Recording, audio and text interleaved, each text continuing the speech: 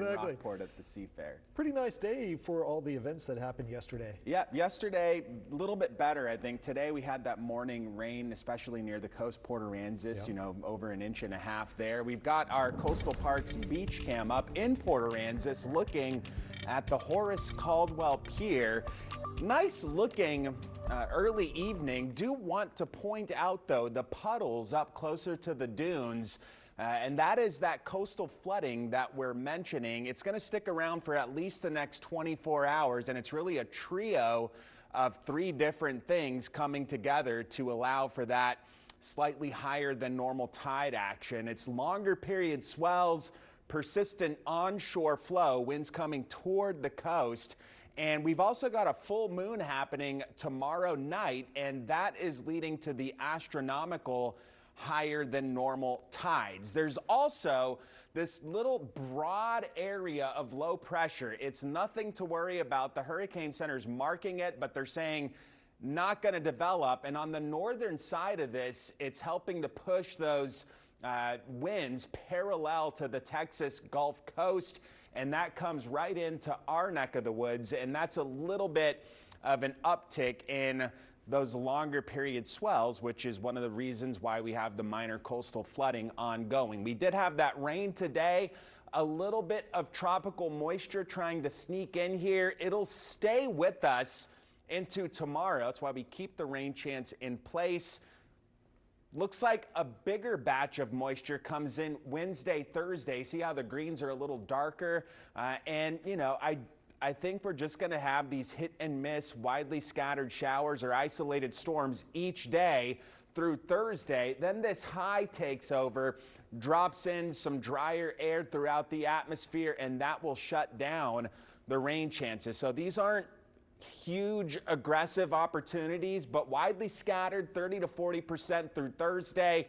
Then we drop those chances for rain into the weekend. The humidity, though, it stays really elevated through Thursday with that drier air coming in. Dew points get into the upper 60s, but nothing terribly exciting there. And as we are looking at the next 7 days, highs are going to be generally up into the lower 90s each of the next 7 days. And then beyond that, man, I'm looking for the cool down, and I'm just not seeing anything substantial showing up in the data. It's looking like through mid-October, we are in for above average temperatures here, much to my chagrin.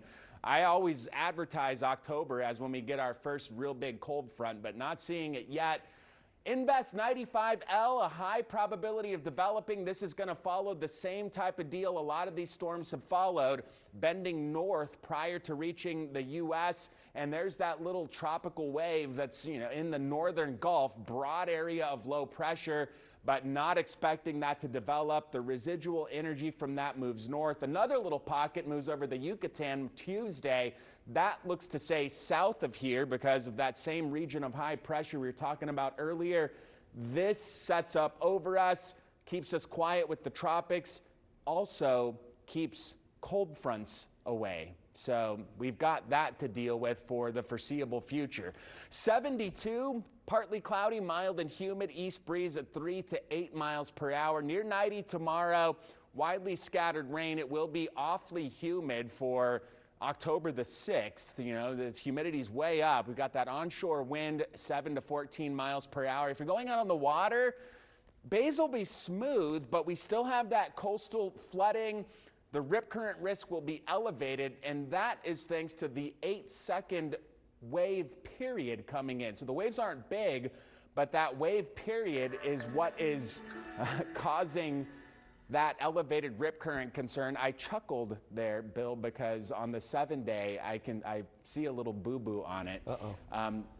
Sunday morning, it's not going to be 90 degrees. That's not the low. Gotcha. Yeah, that should be a 70. I was going to say a 70. Yeah, but it is what it is. It's Sunday, and you know we had some rain. Yeah, that's nice. Looks like similar chances into the first half of the coming week. And it's still going to be a while before we can smell that heater turning on in the house.